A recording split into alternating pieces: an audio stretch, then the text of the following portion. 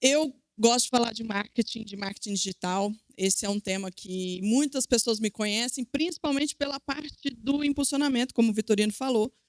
Mas hoje esse não é o meu foco aqui. Eu vou dar uma visão mais ampla do marketing do que a gente costuma falar em outras ocasiões. Primeiro, eu queria apostar com vocês se essa é uma das frases que vocês mais ouvem do assessorado de vocês. Fulaninho fez, bora fazer igual? Lá bombou. Por que o meu não bombou? Não é uma das que a gente mais ouve?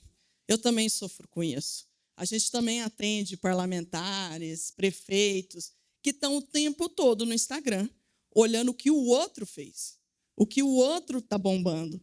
Mas olhar para dentro do que a gente está fazendo não é opção, né? Então, essa palestra que eu trouxe aqui para vocês é para que vocês tenham um material, inclusive para vocês apresentarem de volta a engenharia reversa. Olha o que o fulano fez. Por que bombou? Por que está dando certo? Então, essa é a minha intenção aqui. Porque a comunicação política sempre foi sobre narrativa, reputação e presença.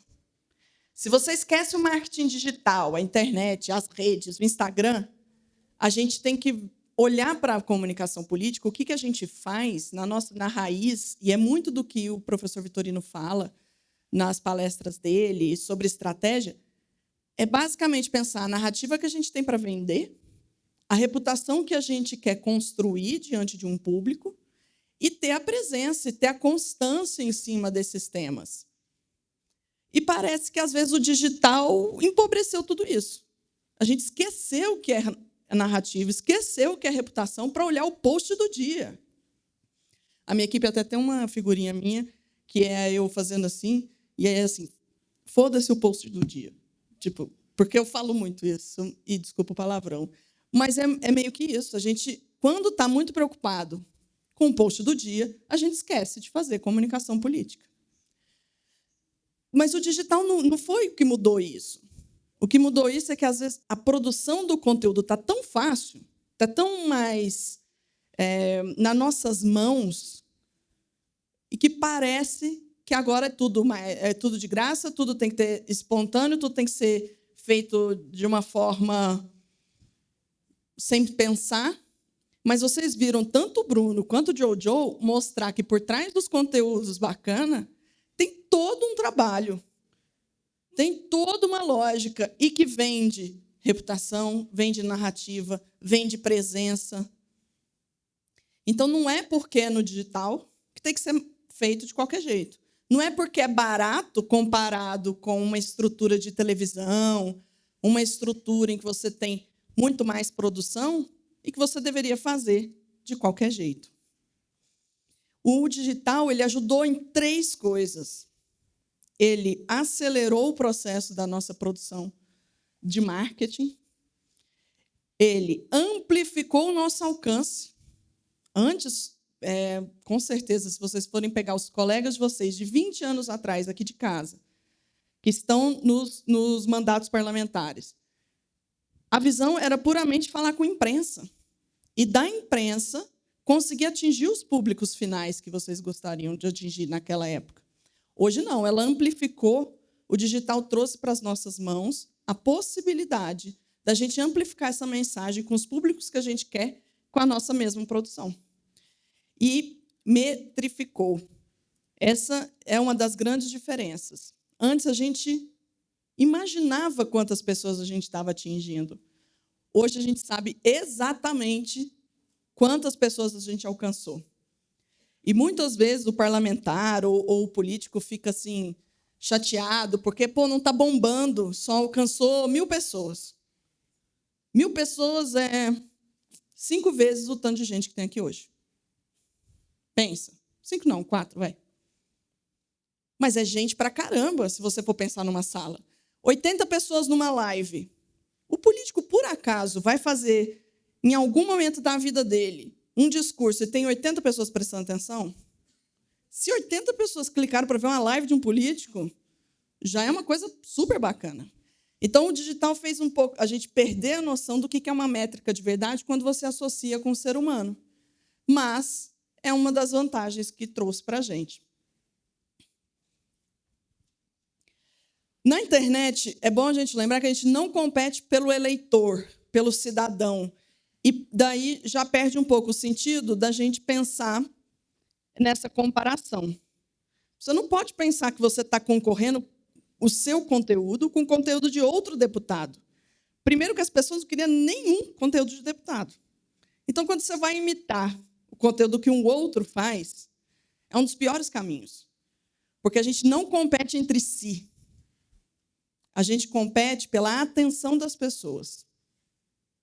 E isso muda o jeito da gente pensar marketing digital, se vocês internalizarem essa informação. A gente não compete pela pessoa. Eu não estou competindo voto, eu não estou competindo cidadão, eu estou competindo a atenção das pessoas. E a atenção das pessoas, onde que ela está?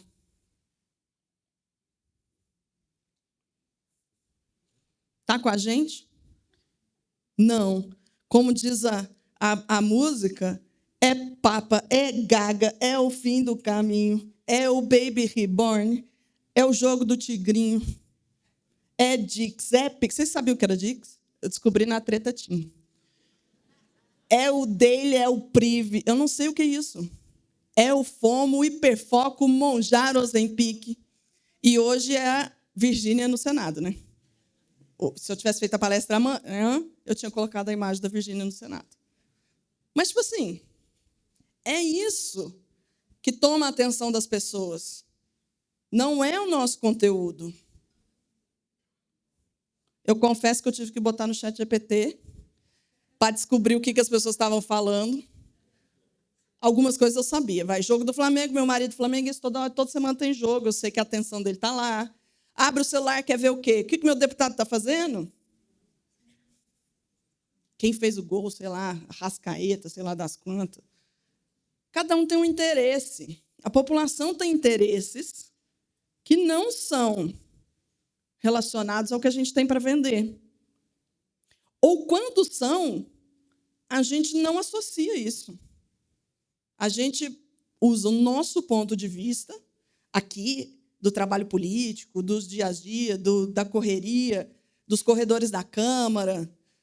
A gente usa o nosso ponto de vista para querer vender um conteúdo, sendo que está todo mundo olhando para o outro lado. Então, lembre-se disso. A gente compete pela atenção das pessoas que estão olhando para isso. Elas não estão olhando o que o outro deputado está fazendo. Ele também está competindo pela atenção.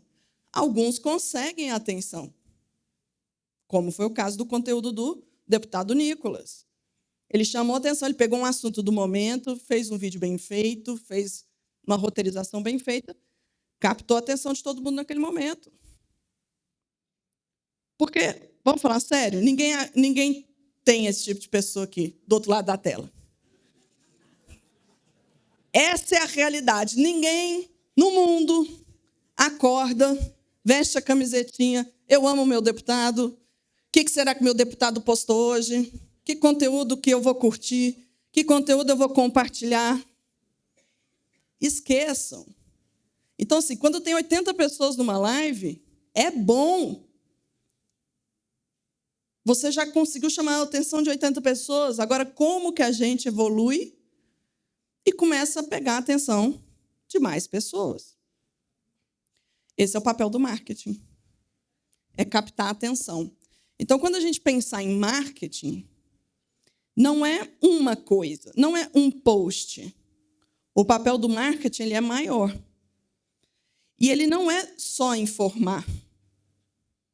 O papel do marketing é 3. Primeiro, atrair a atenção das pessoas.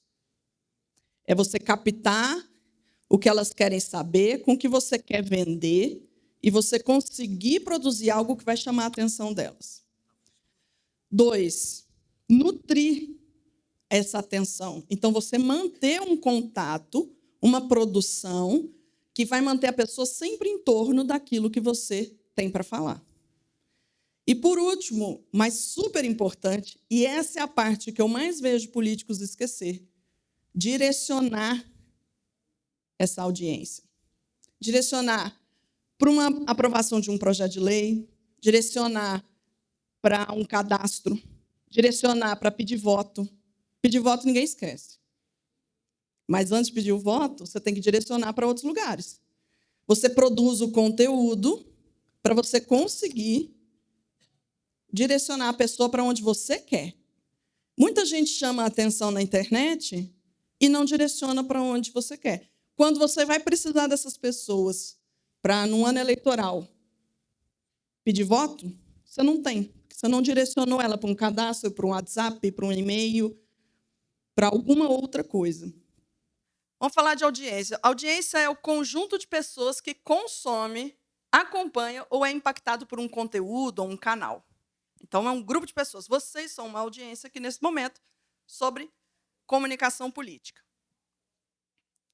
Muitas vezes as pessoas confundem, principalmente políticos que não vêm da área de comunicação, e acham que fazer marketing é fazer Instagram. E o marketing e a audiência dentro do marketing digital é muito maior do que isso. Na verdade, a gente tem muito mais possibilidades de audiência do que só o Instagram. É que hoje o Instagram é mais facinho de fazer, é mais gostoso de fazer, todo mundo usa, mas é um todo mundo que a gente esquece que, pelo Brasil, tem muita gente que não usa Instagram ainda. Então, vocês têm que pensar com quem vocês estão conversando, em qual canal está a audiência de vocês. E aqui, hoje, eu vou falar mais sobre como atrair a audiência, que é a primeira etapa desse processo. Não se esqueçam de, depois que vocês aprenderem a atrair audiência, nutrir e direcionar. Até porque só atrair audiência, sem nutrir, sem direcionar, é o que a gente chama no marketing de branding. Ou seja, você coloca muita coisa no ar, mas você não direciona para nada. É igual você fazer um anúncio na televisão, não colocar um telefone, um site, uma chamada para uma ação. Então, hoje, nós vamos falar de atração, mas não quer dizer que nutrir e direcionar não seja tão importante quanto. Temos duas formas de atrair audiência. Primeiro, em cima de polêmica. Alguém aqui assessora alguém da área polêmica, assim? Vocês estão com vergonha de levantar a mão? Porque a polêmica, ela atrai audiência. O difícil é você fazer as outras duas etapas com essa audiência. Você trazer a audiência com base na polêmica, depois você conseguir nutrir e cadastrar e mandar para outro lugar, ela é difícil. Então, aqui eu vou falar de uma outra forma de conseguir audiência, que é com estratégia de marketing digital. Tem dois tipos de estratégia no marketing digital. Aí eu trouxe as palavrinhas complicadas só para vocês prestarem atenção para eu explicar. Senão vocês ficam olhando o slide e não prestam atenção na explicação. Inbound e outbound são as duas formas da gente conseguir trabalhar a audiência. E eu vou explicar. Inbound é quando a gente atrai a audiência, atrai as pessoas de forma espontânea, através de um conteúdo útil, que ela quer. O outbound é a forma mais conhecida como publicidade, quando você coloca uma propaganda que vai interromper ela, algo que, no meio do que ela estava fazendo, ela vê uma comunicação sua. Mas não quer dizer, por exemplo, tráfego pago. Porque você pode fazer tráfego pago de um conteúdo de inbound, por exemplo. Então, o que quer dizer aqui é o tipo de comunicação. Então, aqui no evento, se eu comunico, evento dia 13 de maio, 14 horas na Câmara, isso é um outbound. Porque eu já comuniquei de forma direta e interruptiva num anúncio. Se eu faço conteúdos que interessam vocês, no fim do conteúdo eu direciono para o evento, é inbound, deu para entender? Com o inbound, eu tenho qualidade de audiência. Eu tenho pessoas que se conectam com o que eu tenho para falar. Com outbound, eu tenho quantidade de audiência. Eu conecto com muito mais gente, porque eu pago, eu faço propaganda, eu chego em mais pessoas. No inbound, eu consigo fazer através de dois canais principais que temos na internet, no marketing digital. Ou com buscadores, ou com redes sociais. E redes sociais, só de alguns anos para cá que isso foi possível, porque começamos a ver conteúdos de quem a gente não segue, com TikTok, com Reels, Instagram. Antes não era assim. Então, dentro do marketing digital, eu consigo fazer inbound dessas duas formas. Eu gosto de chamar atenção para o inbound através dos buscadores. Fazer conteúdo quando a pessoa está num momento de intenção de busca. E pouquíssimos políticos fazem isso. Aliás, pouquíssimos políticos fazem inbound de forma geral. Pouquíssimos. Alguns até começam a fazer. Mas de buscador, pouquíssimos. De buscador é Google, YouTube, o TikTok hoje em dia serve como um buscador também. Quando a pessoa quer buscar algo, ela digita em algum lugar e ela encontra um conteúdo nas redes sociais ou no Google e no YouTube. Quando é só na rede social, a pessoa está num outro momento de vida. Ela está num momento de entretenimento. Ela está conversando com alguém. Então, é um momento em que você, mesmo com um conteúdo útil do inbound, você acaba interrompendo o que ela está fazendo na internet. Então, por isso que quando você pega ela no momento de intenção, é muito mais valioso do que quando você interrompe a atenção dela, mesmo com um conteúdo que ela goste. Vou trazer 3 exemplos de inbound que acontecem no meio político e vocês não perceberam que é inbound. Primeiro, o conteúdo do prefeito Topázio é inbound. Vamos dizer que é um semi-inbound. Por quê? Porque ele faz um conteúdo que interessa quem mora em Florianópolis. Quem é o público dele? Quem mora em Florianópolis, porque ele é prefeito de Florianópolis. Ele só tem vídeo para quem mora ali. É claro que a gente que trabalha com política acaba seguindo ele. Gente de outros estados acharam legal, segue ele. Mas ele não fala com a gente, se vocês observarem. Ele só fala com o morador de Florianópolis.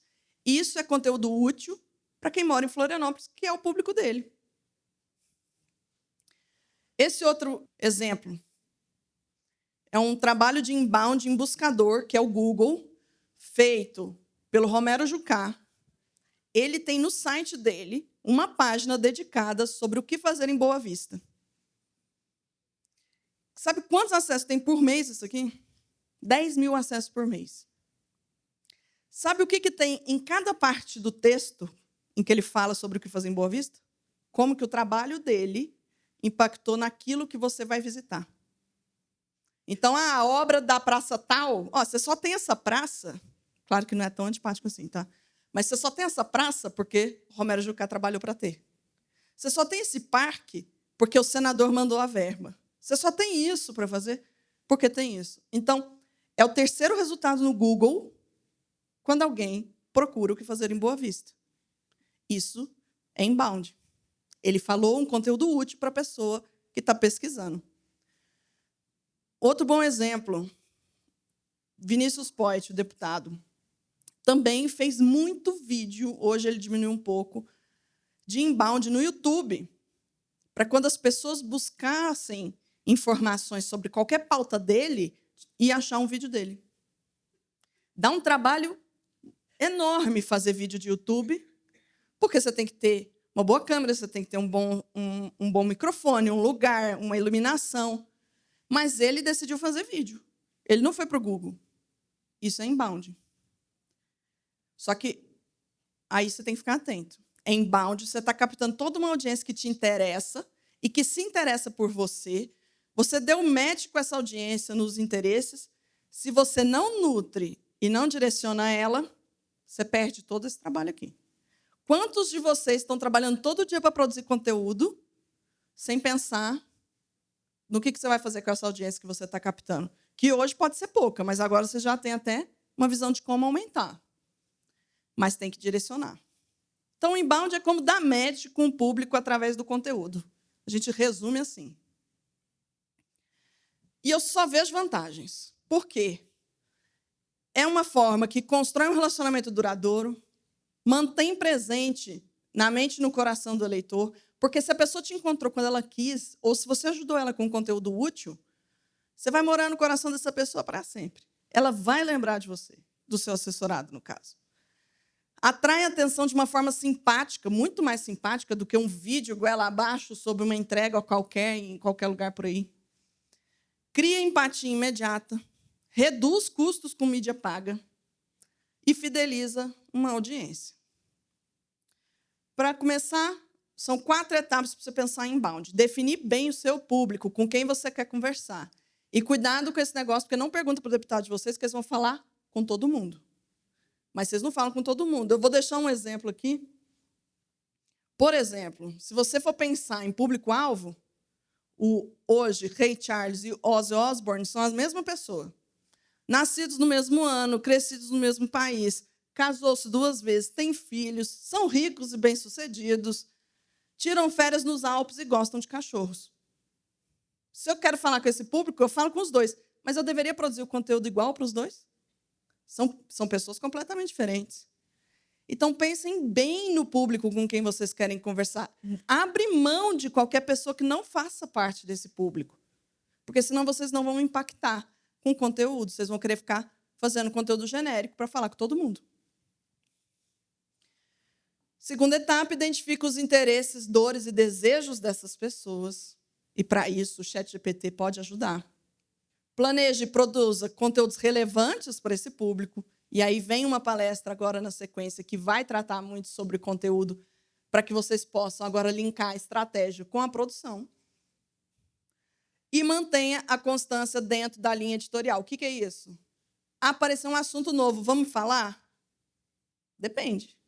Está dentro da nossa linha? A gente deveria ter essa comunicação? Ou não tem nada a ver, só quer falar porque está bombando no outro? O outro bomba porque é o assunto dele.